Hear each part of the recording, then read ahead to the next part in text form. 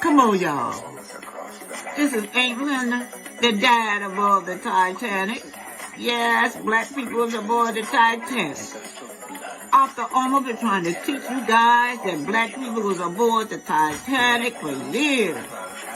We had to come out of our graves, me and my homeboys and homegirls. We had to come out of our graves to get you guys' attention that black people was aboard the Titanic.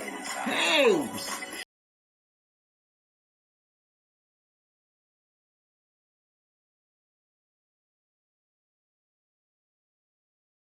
So this is Martin Luther King. He's talking about the Homestead Act in 1862.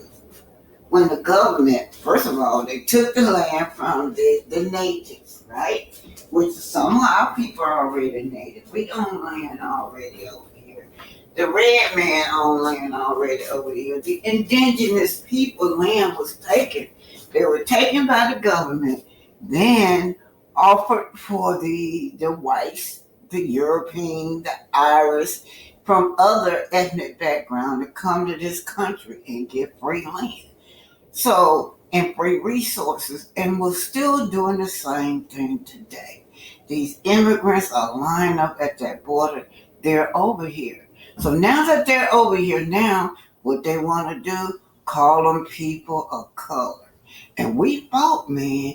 We fought and died for this movement, this civil rights movement, just to get to be treated fairly, just to have equality, just to have access to land that righteously belonged to us, where our ancestors' blood soaked all in this ground, and for them to turn around now and says, okay, you guys have died and fought for this program, for these resources, but we're going to include all these people in there with you.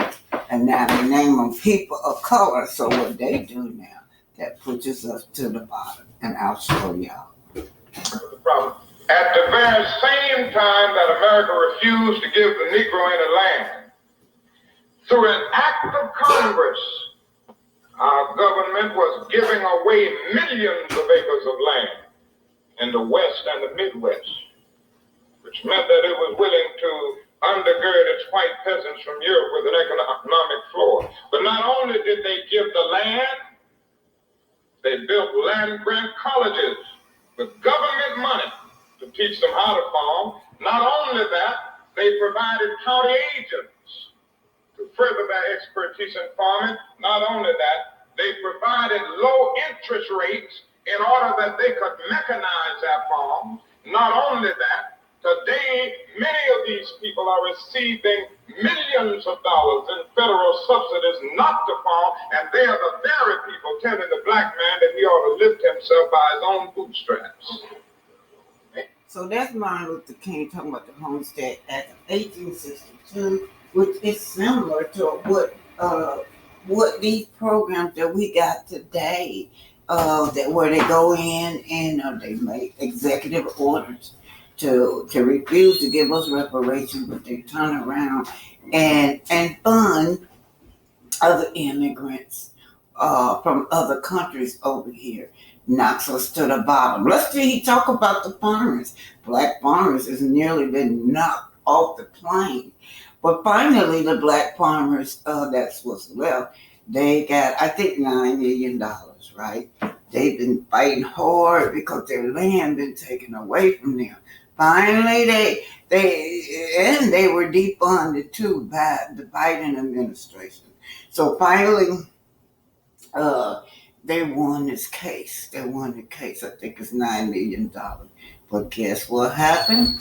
You got to include the other minorities as well. So they don't get the $9 million, all the land that's been taken away from them. They have to be shared with now these other groups that we call people of color. Now that money belonged to the freedmen, which was slaves that had worked.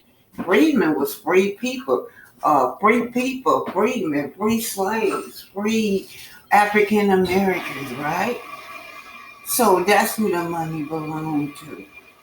But it goes to somebody else that had never suffered, have never been harmed, never towed the land, never picked no cops, never went to jail, never paid no taxes. And that's what we have to do, share with the other people of color. I'm just giving you guys facts. No need to get personal and try to attack me. This is what's going on in this country. Martin Luther King says it best, right? Says it best. They have a bootstring. They tell us to pull ourselves up by our bootstrings, but they have boots and the government and everything else to lift them up. They come in with incentive. They come in already with a head start on us. Land, money, resources, everything they need to get ahead of the black man.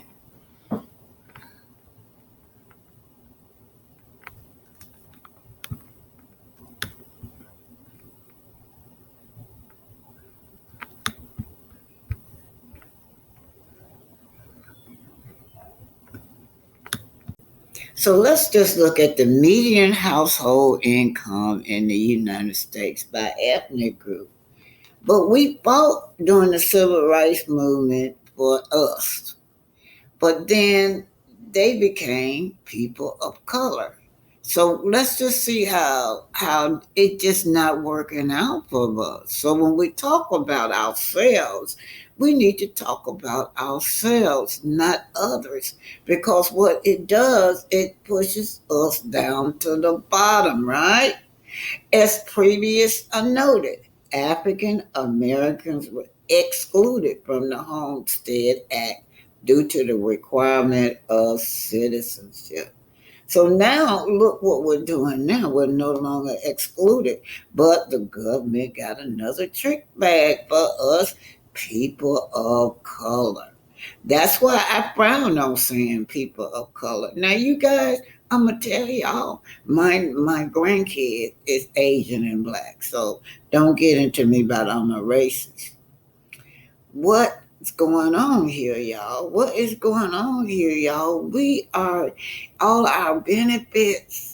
When Martin Luther King was getting shot and put in jail, Kamala father was somewhere at Stanford studying or traveling all over the world.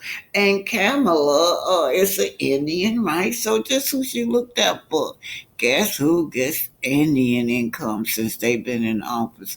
$100,000.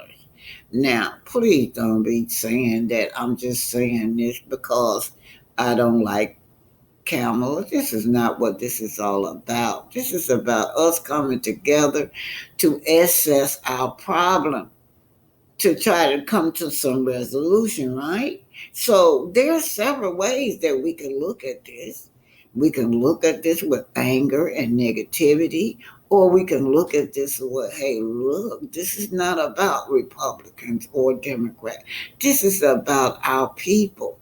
This is about what about the future for our children?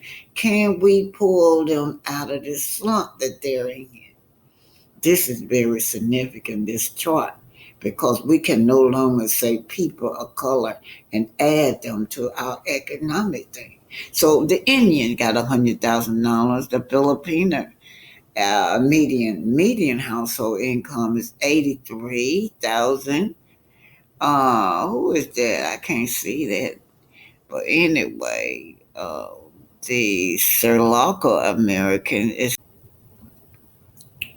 So let's just look at this chart right here again. Pakistani American is that 66,200. White American 59,900. Korean 59,200. Indonesian 57,000.5. The average American, that 56, y'all. 56,200. Excuse me, my eyeballs is can't see that well.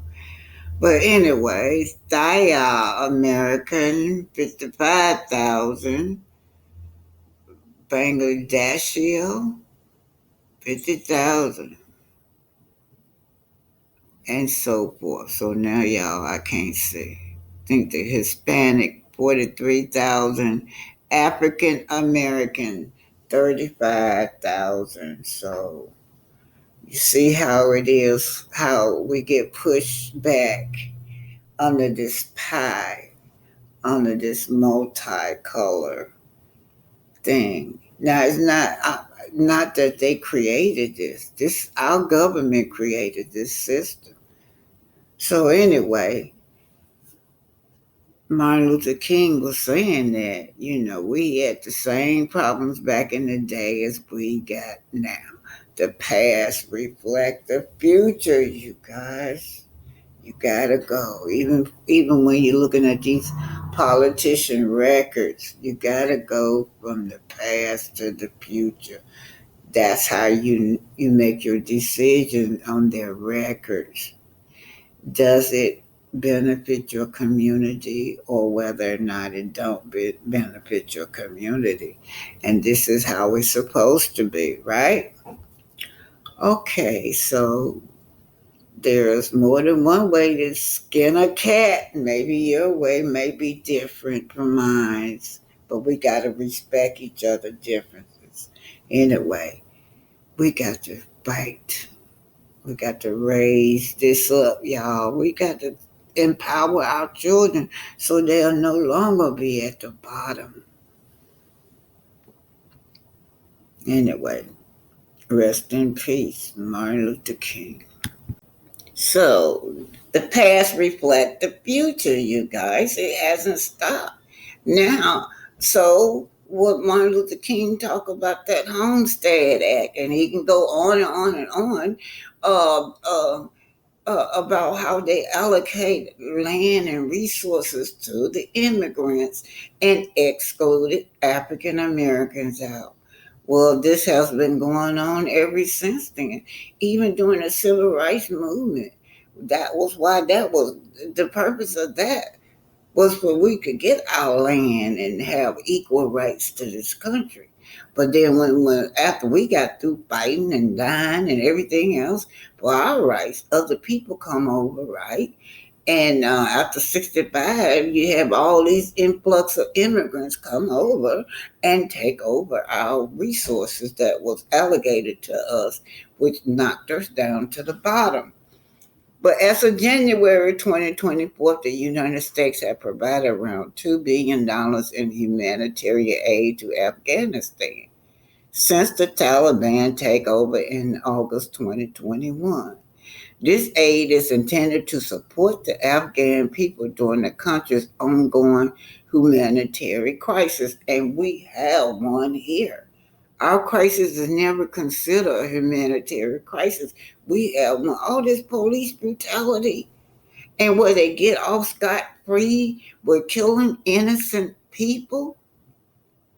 That we have an ongoing crisis here, and we also have a crisis with homelessness, you guys. So anyway, this aid has come from the Department of State and the U.S. Agency for International Development, and has been given to non-governmental organizations and public international organizations. So these people say been used to provide they get food, y'all.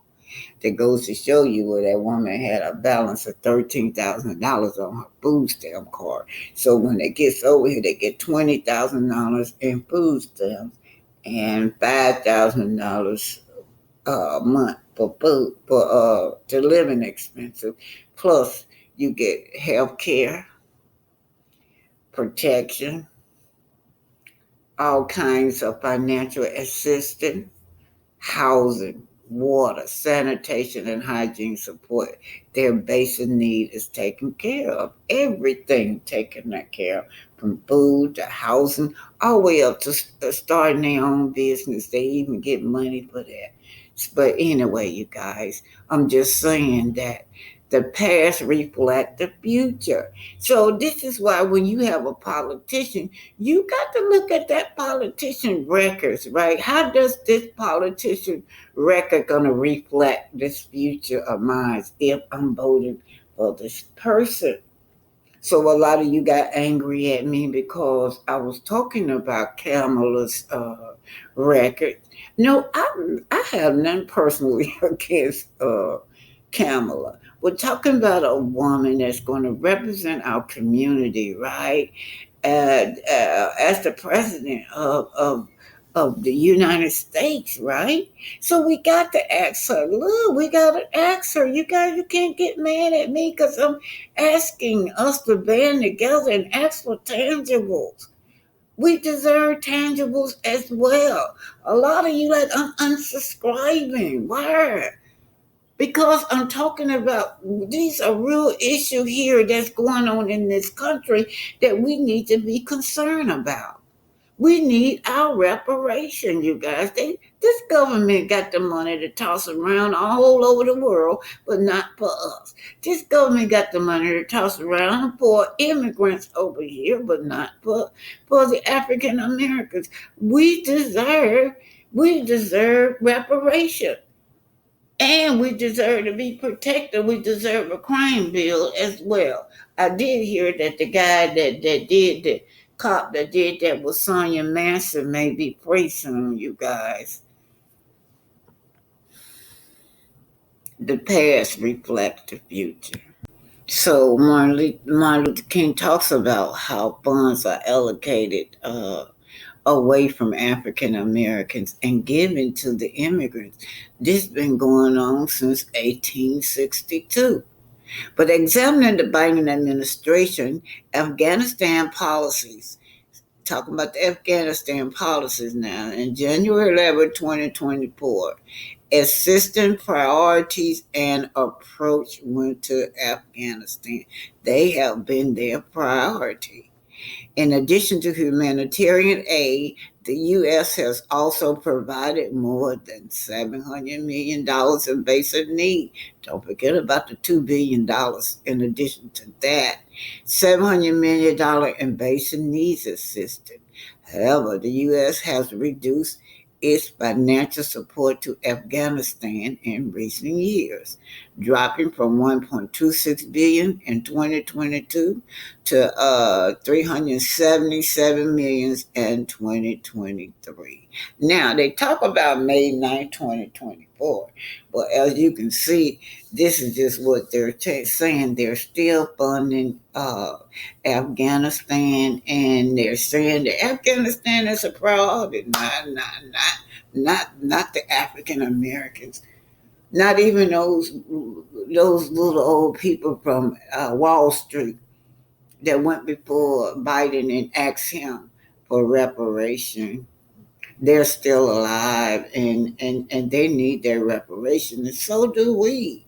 We have to ask for tangibles, you guys. We have to come together as a group. We have to unify. Now, I mean, you may be different from me, but we both passionate about this thing, about our community, about the growth of our community, about being what's fair, getting equal, being treated equal. Now we are a citizen. You can't say that Africans are not a citizen. African Americans are not a citizen anymore, right?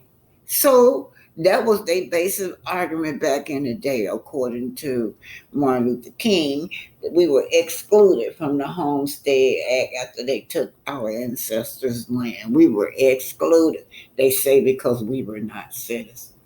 But I don't get it when they got people coming from Europe and offering them land and resources. This is the same thing, you guys. So we want to say that maybe these people are running from persecution, right? From war. I'm not saying that they don't deserve it, but treat us equally also. Why can't we have our reparation as African Americans? Why do you guys find it offensive that I should hold this administration and every administration that come forth, whether it's the Democrat or the Republicans?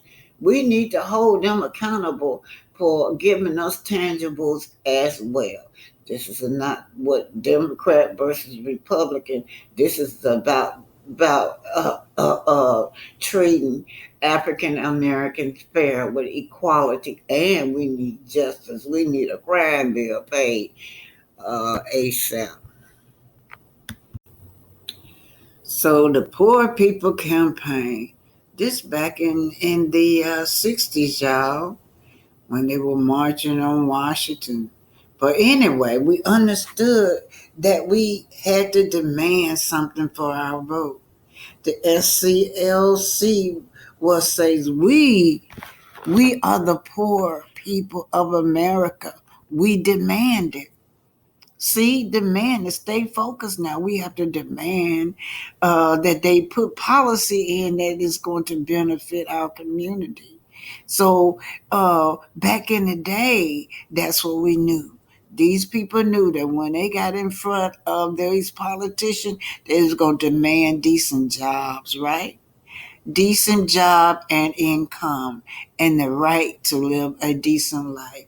Also, voting rights and desegregation also they was up against, you guys. But anyway, stay focused, said Martin Luther King. We have to unify on these types of things because we demand better jobs too here, right? The past reflected future. Look at what they're going on now. Unemployment was low, right? Decent jobs and incomes. Yeah, the right to have a decent life. The Poor People Campaign. SCLC. Well, let me tell you who. So, who are the SCLC? The Southern Christian Leadership was a civil rights organization that played a major role in the American civil rights movement of the 50s and the 60s. Founded in Atlanta, Georgia in 1957 by Dr. Martin Luther King Jr. and other leaders such as Bayard Rustin, Ralph Abernathy, and that's Portia Granddaddy and y'all, and Fred Shuttleworth. No, that's not. No, that's not Portia Granddaddy. Anyway, Ralph Abernathy and Fred Shuttleworth. The SCLC goal was to coordinate civil rights protests across the South through nonviolent resistance. All right, yeah. So they had a goal too. They knew their goals. They had a goal, and they really was concentrate really highly on voting, you guys. So the past reflect the future.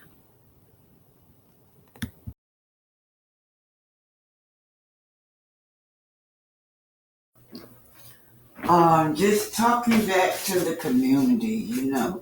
I'm gonna let Martin Luther King tell you guys just how we should come to this conclusion when we're talking about politics because my people, you guys get so passionate about these politics, and oh, that's wonderful.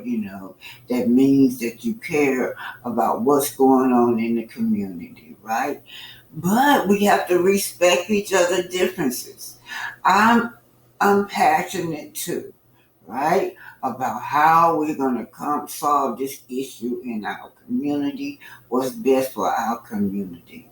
We both want the same thing. We're just arriving at two different conclusions, and that can be allowed and it can work. So let's respect each other's differences. Okay, I just want to say this. Martin Luther King is speaking for me also, and I'm speaking to my people. I love you guys so much. But that day is all over.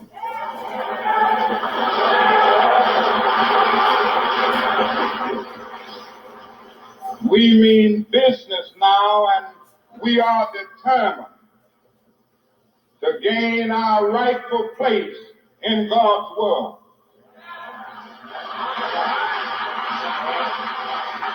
And that's all this whole thing is about.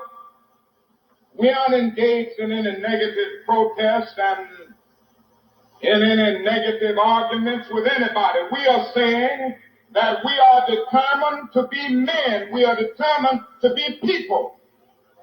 We are saying that we are God's children.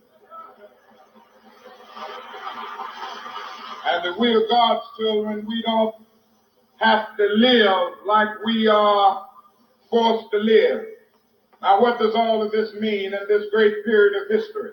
It means that we've got to stay together. We've got to stay together and maintain unity. You know, whenever Pharaoh wanted to prolong the period of slavery in Egypt, he had a favorite formula for doing it. What was that? He kept the slaves fighting among themselves. Matthew 6, right. But whenever the slaves get together, something happens in Pharaoh's court, and he cannot hold the slaves in. So how much money has the United States provided Ukraine or the Ukrainian? Since the war began, the U.S. Congress has voted 5 times on 5 bills that have provided Ukraine with ongoing aid. Now, so these Ukrainian people is getting all this aid. We have yet to get our reparation. We have yet to even have a bill paid. That George Floyd bill is still sitting up there since George Floyd got killed. We still don't have a crime bill. When it comes to us, right, it's never no money when it comes to us. They got to do all kinds of studies. But let's just see. Martin Luther King talked about this back in the day, back in the 50s, you guys. They were doing the same thing. We were slaves over here, then sharecroppers, and they still were doing the same thing, putting other groups of people ahead of us. Since the war began, the U.S. Congress has voted through 5 bills that have provided Ukraine with ongoing aid, doing so most recently in April 2024. The total budget authority under these bills, the headline, figures often cited by news media is $175 billion given to that. Now, and then, not to mention, y'all, I was just reading about, I think his name was Mr. Johnson. Who didn't get this man's name? But anyway, it's in Chicago. Chicago is $350 million that this man has spent on the immigrants up there. Well, they getting all of these funds and resources. Martin Luther King talked about this back in the day. Nothing has changed, you guys. And these are the kinds of issues that you guys get mad at me when I'm saying, hey, look, y'all, we need to bring this to their attention. This is not right. This money needs to be allocated to us, the descendant of slaves.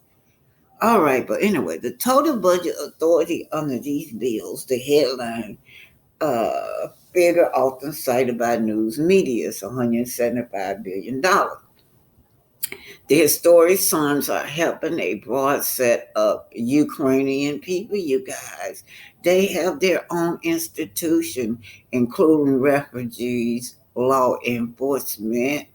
So we are funding this. This is April 2024, this year under this administration. Now, I do have to let y'all point out too that they supposed to have this Republican Congress that votes and veto everything. But what they did in this bill, they said they voted on this bill 5 times. Okay, each time they all came to a conclusion that these Ukrainian people were going to be helped.